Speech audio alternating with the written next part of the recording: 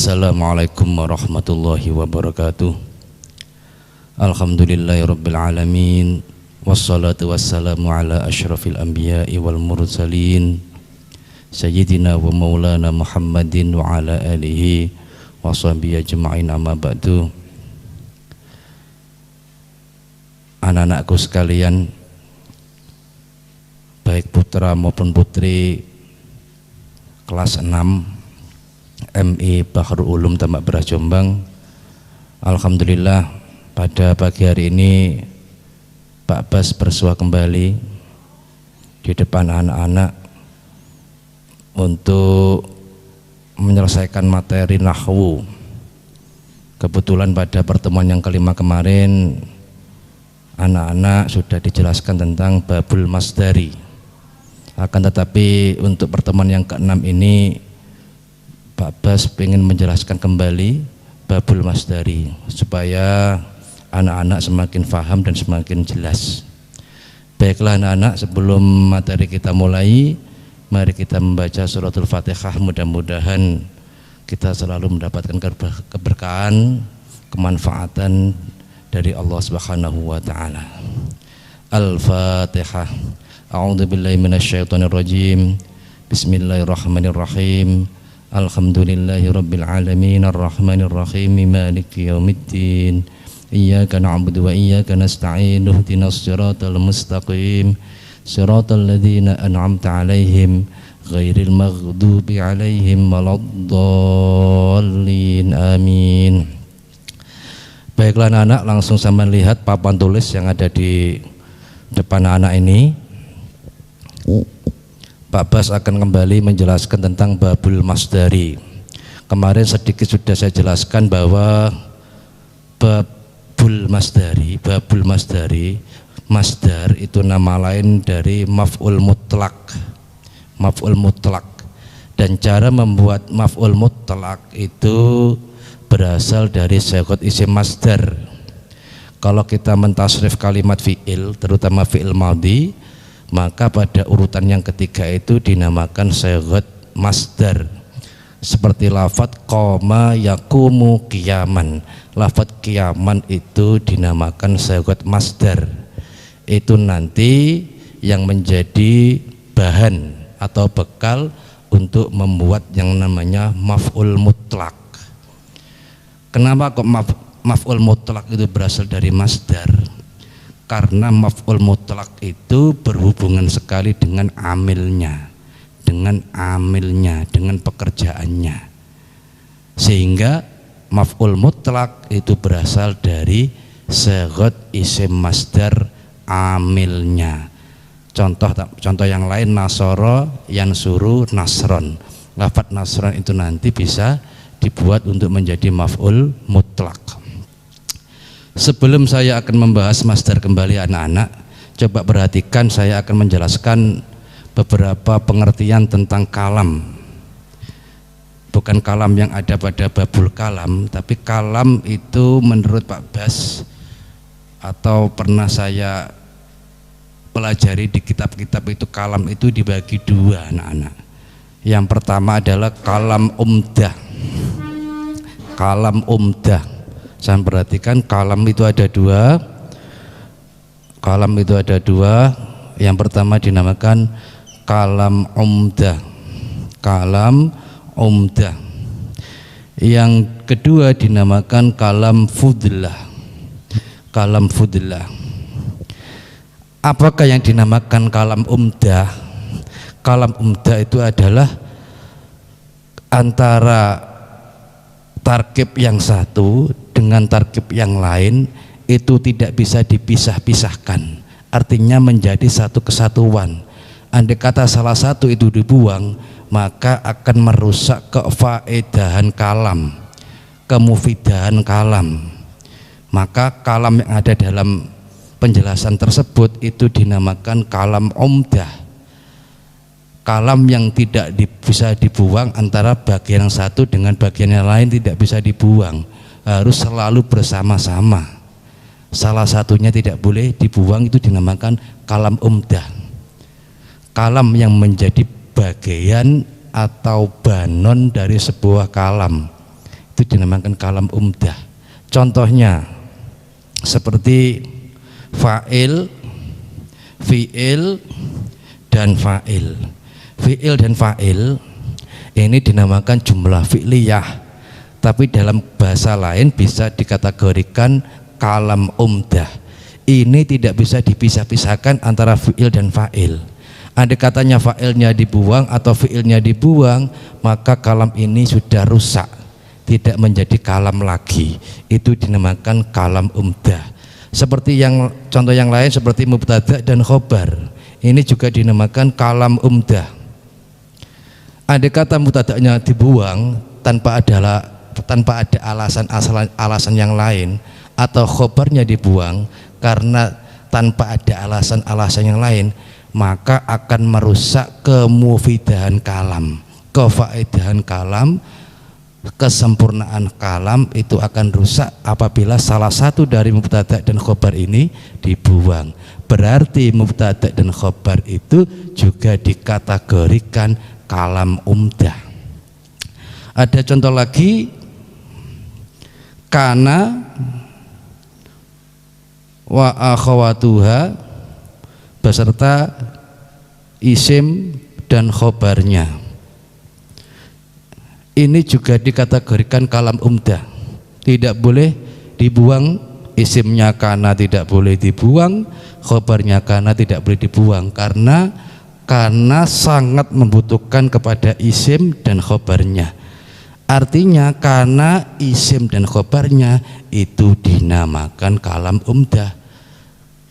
Salah satunya tidak boleh dibuang karena akan merusak karena akhatuha dan isimnya beserta khobarnya akan merusak kesempurnaan pekerjaan kana. Kana kan tarfaul isma wa tansibul khobar. Bila salah satunya dibuang, isimnya atau khobarnya, maka kana itu petugasnya akan rusak, akan berantakan, sehingga kana wa akhwatuha beserta isim dan khobarnya itu juga dikategorikan kalam umdah. Ada juga inna wa akhwatuha beserta isim dan khobarnya, ini juga sama dengan kana, termasuk kalam umdah, tidak boleh dibuang, isimnya tidak boleh, khobarnya tidak boleh, karena menjadi satu kesatuan. Kalau dibuang salah satunya, maka tugas inna akan rusak.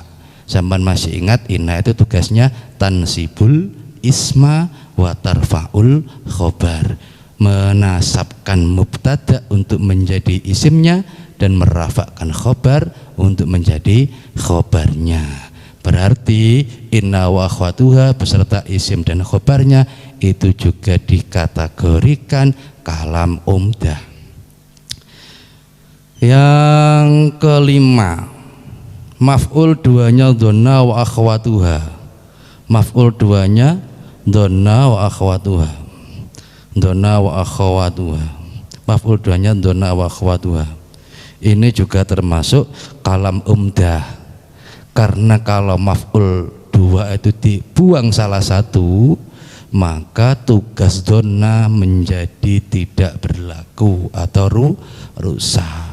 Donna wa akhwatuha kan tugasnya tansibul mubtada'a maf'ulan awalan wa tansibul khabara maf'ulan tsaniyan bi syarti dzikril fa'ili qablahuma awalan, menasabkan mubtada untuk menjadi maf'ulnya yang pertama dan menasabkan khabar untuk menjadi maf'ulnya yang kedua, dengan syarat donna wa akhwatuha tersebut disertai dengan fa'ilnya. Ada lagi yang dikategorikan kalam umdah, ya, la al amilatu amala inna beserta isim dan khobarnya, ini juga termasuk kalam umdah. Salah satunya tidak boleh dibuang, penjelasannya seperti penjelasan pada lafat-lafat atau isim-isim yang ada di atasnya ini. Berarti la al-amilatu amala inna itu juga isim dan khobarnya tidak boleh dibuang karena termasuk kalam umdah. Salah satunya tidak boleh dibuang seperti maf'ul duanya dzonna wa akhwatuha inna wa akhwatuha dan sebagainya. Berarti fi'il fa'il mubtada khobar kana wa akhwatuha dan isim khobarnya, inna wa akhwatuha isim dan khobarnya, maf'ul duanya dzonna wa akhwatuha, la al amilatu amala inna dan isim dan khobarnya ini dikategorikan kalam umdah, sehingga tidak boleh dibuang salah satunya karena akan mengakibatkan kerusakan dalam kesempurnaan kalam, sehingga tidak bisa menjadi kalam yang sempurna lagi karena salah satunya dibuang. Berarti fi'il fa'il mubtada khobar sampai dengan la al amilatu amala inna ini dikategorikan kalam umdah. Kalau sudah, yang kedua adalah kalam fudlah. Kalam fudlah. Kalam fudlah. Yang kedua adalah kalam fudlah. Kalam fudlah. Kalam fudlah itu kalam yang bagaimana Pak? Kalam fudlah itu, kalam fudlah itu tugasnya hanya memberikan kesempurnaan kepada suatu kalam, tapi tidak bagian dari suatu kalam. Itu kalam fudlah. Kalam yang menyempurnakan dari suatu kalam yang sempurna. Contohnya begini. Ini doroba Khalidun. Doroba wis ngepuk sapa Khalidun Khalid. Lafadz doroba Khalidun itu sudah dikategorikan kalam karena sudah berfaedah.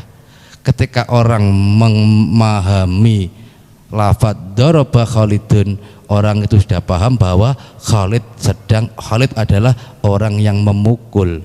Berarti Khalid itu orang yang memukul. Berarti orang melihat lafadz doroba Khalidun, wong wis paham nek Khalid iku ngepuk. Ini sudah kalam.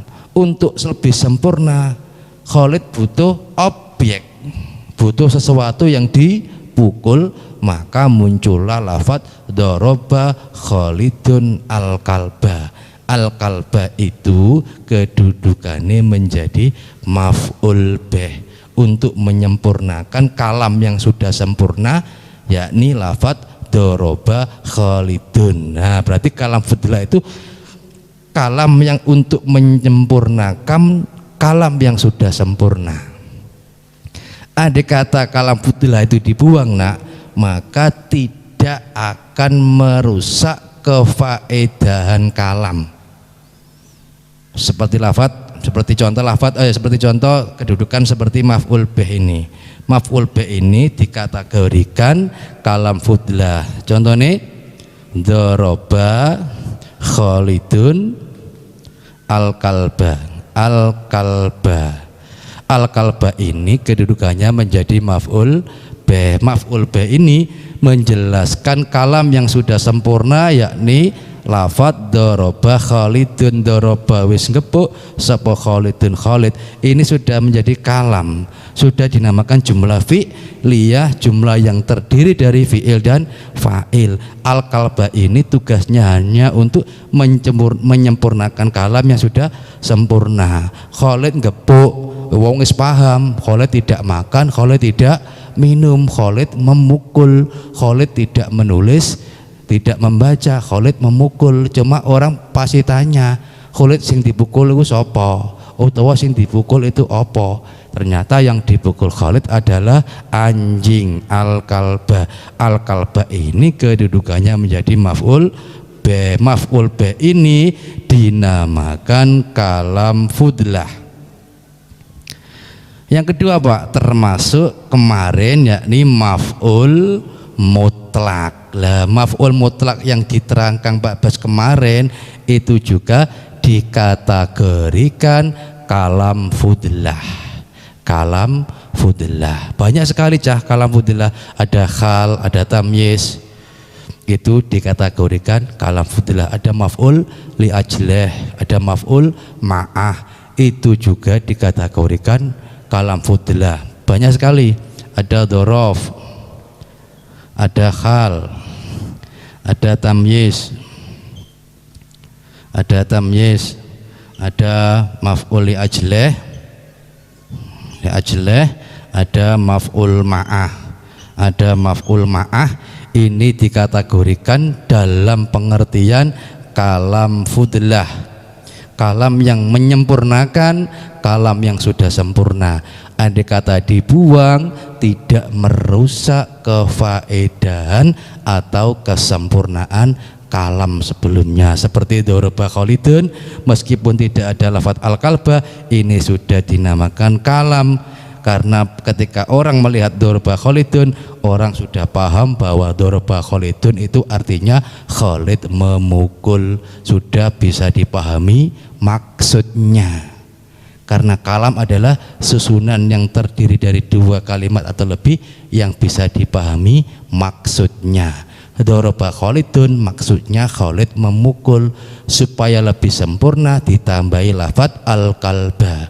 Al-kalba kedudukannya menjadi maf'ul bih atau objek untuk menyempurnakan doroba Khalidun. Kalau sudah paham maf'ul mutlak, dhorof, khal, tamyiz, maf'ul li ajli, maf'ul ma'ah, itu juga dikategorikan kalam fudlah. Sudah paham ya? Nek wis paham, Pak Bas akan menjelaskan maf'ul mutlak kembali. Maf'ul mutlak yang notabene-nya berasal dari isim masdar. Isim masdar. Jadi maf'ul mutlak itu bukan maf'ul bih. Maf'ul bih itu objek, kalimat isim yang terkena sasaran pekerjaan. Tapi kalau maf'ul mutlak bukan kalimat isim yang terkena sasaran pekerjaan, tapi punya tujuan-tujuan yang lain. Makanya maf'ul mutlak itu kalau dikasih definisi, maf'ul mutlak ialah isim masdar yang dibaca nasab, yang dinasobkan oleh amilnya dengan tujuan-tujuan tertentu, punya maksud-maksud yang lain, punya kegunaan-kegunaan yang lain, tujuannya di situ. Berarti maf'ul mutlak ialah isim masdar yang dibaca nasab, yang dinasobkan oleh amilnya dengan tujuan-tujuan tertentu.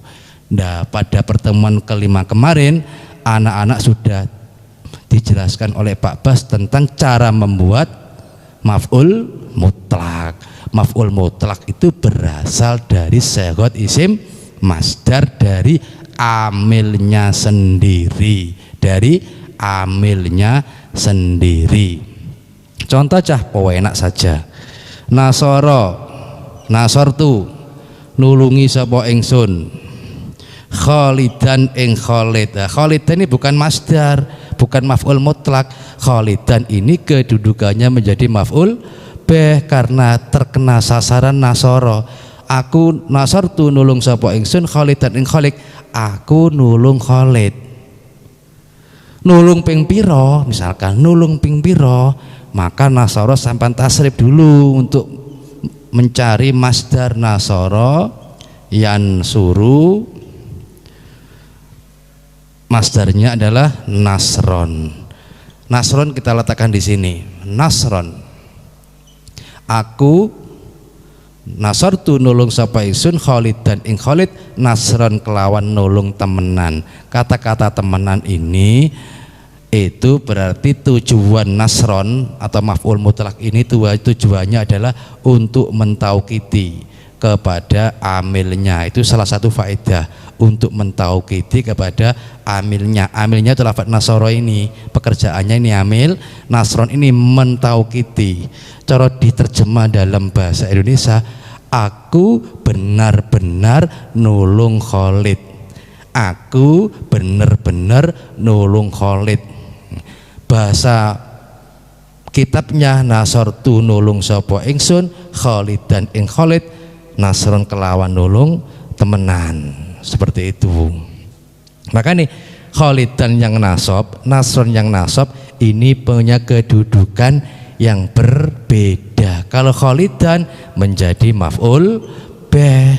Kalau nasron menjadi maf'ul mutlak, karena tujuan maf'ul bih dengan tujuan maf'ul mutlak itu tidak sama. Nek maf'ul bih itu isim yang terkena sasaran pekerjaan sebagai objek, tapi kalau maf'ul mutlak sasarannya adalah diantaranya mentaukidi kepada amilnya, mentaukidi kepada amilnya. Amilnya lafaz nasara ini seperti itu. Saya kasih keterangan tujuan-tujuan masdar atau maf'ul mutlak. Faedahnya masdar itu ada 3, nak, supaya teman tahu. Faedahnya masdar ada 2. Tujuan masdar atau faedahnya masdar. Faidatul masdari, faidatul masdari, faidatul masdari itu ada 3. 1, al-mu'akkidu, al-mu'akkidu li'amilihi. Ini tujuannya, li'amilihi, mentaukidi kepada amilnya. Amil itu pekerjaannya, mentaukidi kepada amilnya. Contohnya kayak tadi mau, nasartu nulung sapa ingsun kholidan ing Khalid nasron kelawan nulung temenan. Kata-kata temenan ini berarti nasron ini mentaukidi kepada lafaz nasartu. Aku nulung Khalid, aku nulung nasartu, nulung sapa ingsun Khalidan ing Khalid nasron kelawan nulung temenan. Nasron di sini kedudukannya menjadi maf'ul mutlak yang tujuannya adalah al-mu'akkidu li'amilihi, mentaukidi kepada amilnya. Paham ya? Mas paham. Yang kedua, Cak, tujuannya apa masdar itu? Yang kedua adalah al-mubayyinu, al-mubayyinu li nau'i amilihi, al-mubayyinu li nau'i amilihi, menjelaskan perumpaan atau macam-macam amilnya, perumpaan amilnya. Contohnya Pak, kita pakai contoh yang mudah saja. Nasartu nulung sapa ingsun Khalidan ing Khalid nasra akhihi, nasra akhihi. Nasro akhihi ini menjadi maf'ul mutlak, tapi tidak sama dengan maf'ul mutlak nasron ini. Kalau nasron ini berfaedah al-mu'akkidu li amilihi, tapi nasroh di sini berfaedah al-mubayyinu li amilihi, menjelaskan macam-macam amile. Nasartu nulung sapa ingsun Khalid dan ing Khalid nasro akhihi kelawan kaya nulung dulur lanange Khalid. Aku nulung Khalid iku kaya olehku nulung nang dulure Khalid. Kata-kata kelawan koyo itu perumpamaan. Seperti mirip. Nah, kata-kata mirip seperti itu namanya al-mubayyinu li nau'i amilihi. Kelawan koyo iku al-mubayyinu linau'i am, kelawan koyo oleh kunulung nang Khalid. Kata-kata kelawan koyo oleh kunulung nang Khalid iku berarti maf'ul mutlak nasro ini itu berfaedah al-mubayyinu linau'i amilihi. Paham ya? Ya Pak, paham. Kalau nggak paham tidak jelas namanya. Saya ulang kembali. Berarti lafaz nasro di sini nak itu nggak sama dengan nasron di sini. Nasron di sini itu berfaedah al muakkidu li amilihi. Amil iki. Nasortu iki amil nasoro iki. Nasortu iki amil iki. Nah sing nasron itu mentaukiti amil iki. Aku nulung ing Khalid nulungi temenan. Kelawan nulung temenan. Maknane aku bener-bener nulung Khalid. Berarti kata-kata nasron ini menguatkan nasortu, menguatkan lafaz nasartu. Aku nulung temen, nulung nang sapa? Khalid. Khalid maf'ul bih. Kata-kata temen itu cukup menggunakan masdar yang terbuat dari amilnya sendiri, jenenge amile dhewe. Ini namanya nasron yang berfaedah al-mu'akkidu li amilihi. Yang kedua itu nasro ini juga berasal dari amilnya sendiri ini, tapi faedahnya atau tujuannya berbeda. Kalau ini tujuannya linau'i amilihi, menjelaskan perumpamaan amilnya. Aku nulung Khalid iku kaya nulung dulure Khalid. Berarti aku bertahu nulung Khalid, ya tahu nulung dulure Khalid. Mirip kejadiane. Aku nulung Khalid pas tiba teko sepeda, aku tahu nulung dulure Khalid, ya tiba teko sepeda. Itu ada kemiripan. Berarti nasro di sini ini bertujuan al-mubayyinu linau'i amilihi. Yang ketiga aja, tujuannya masdar itu adalah al-mubayyinu li adadi amilihi. Tujuannya masdar yang ketiga adalah menjelaskan bilangan. Tahu bilangan? Bilangan 1, 2, 3, 4, 5 dan seterusnya, itu namanya bilangan. Amilnya, pekerjaannya itu ping piro dhek nglakoni. Nah, ping piro dhek nglakoni nanti dijelaskan dengan yang namanya masdar atau maf'ul mutlak. Contohnya Pak, mudah saja. Pakai nasoro aja, familiar sama cek gak bingung pahami. Nasor tuh Khalidan. Aku nulung Khalid. Ping piro? Gak usah dikei bahasa Arab 2 kali. Goleki bahasa Arab 2 kali wopo, cukup pakai masdar yang ditasniahkan, nasrotaini. Ya, nasrotaini ini adalah sagot masdar yang kedudukannya menjadi maf'ul mutlak, isim masdar yang berasal dari amilnya sendiri ini, tapi tujuannya tidak seperti nasron, tidak seperti nasro akhihi, tapi tujuannya adalah al-mubayyinu li adadi amilihi, menjelaskan bilangan-bilangan amilnya. Aku nulung ing Khalid ping piro? Nasro ini kelawan 2 kali tulungan, 2 kali pertolongan. Aku nulung Khalid ping pindho. Kata-kata ping pindho cukup pakai masdar nasrotaini, masdar yang berasal dari amilnya sendiri. Begitu anak-anak. Paham ya? Berarti faedahnya masdar ada 3. Yang pertama adalah al-mu'akkidu li amilihi, mentaukidi, menguatkan kepada amilnya. Yang kedua al-mubayyinu li nau'i amilihi, menjelaskan macam-macam amilnya atau perumpamaan amilnya. Yang ketiga adalah al-mubayyinu li adadi amilihi, menjelaskan bilangan amilnya. Aku nulung Khalid ping pindho. Kata-kata ping pindho cukup kita buatkan masdar yang berasal dari amilnya, nasrotaini, 2 kali. Seperti itu. Nah, kemarin Pak sudah dijelaskan Pak, katanya masdar itu ada 2, ada masdar lafzi, ada masdar maknawi. Itu maksudnya gimana? Oh, kalau masdar lafzi kemarin itu masdar dilihat dari lafadznya dan maknanya.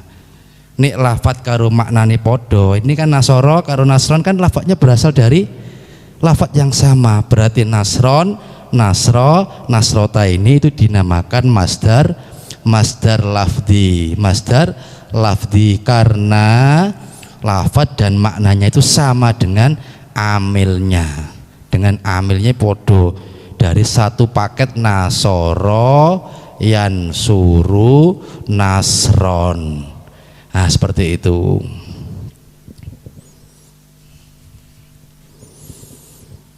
Seperti itu, berarti lafadz dan maknanya podo. Podo. Itu namanya masdar lafzi. Si masdar maknawi Pak, seperti kemarin kayak lafadz jalasa, itu dicari masdarnya kan julusan. Qa'ada dikasih masdarnya kan qu'udan. Ini saman balik saja. Jalasa itu manane ya lungguh, Qa'ada iku ya lungguh, qa'ada digawe amile jalas julusan, jalasa digawe amile qu'udan, berarti qu'udan kanggo jalasa, julusan kanggo qa'ada. Seperti ini contohnya, qa'ada lungguh sapa Khalidun Khalid, julusan kelawan lungguh temenan, utawa jalasa lungguh sapa Khalidun Khalid, qu'udan kelawan lungguh temenan. Ini dinamakan masdar maknawi karena lafate gak podo tapi maknane podo. Lafate ora podo, maknane podo, iku diarani masdar maknawi. Itu dilihat dari lafadznya, bukan dilihat dari faedahnya. Kalau faedahnya tetap telu, meskipun faedahnya itu al-mu'aqidu li amilihi, al-mubayyinu li nawi amilihi, al-mubayyinu li adadi amilihi. Kalau lafadz dan amil karo masdar ini kok podo lafate, ini juga dinamakan masdar lafdi. Masdar lafdi cuma faedahnya yang berbeda, begitu. Si dinamakan masdar lafdi. Masdar maknawi itu dilihat dari makna dan lafadznya. Amil dan masdar bila makna dan lafadznya sama dinamakan lafdi, bila hanya sama dalam maknanya saja dinamakan maknawi. Begitu anak-anak. Baiklah anak-anak, kiranya cukup sekian dulu, kurang lebihnya mohon maaf. Ihdinas siratal mustaqim. Wassalamualaikum warahmatullahi wabarakatuh.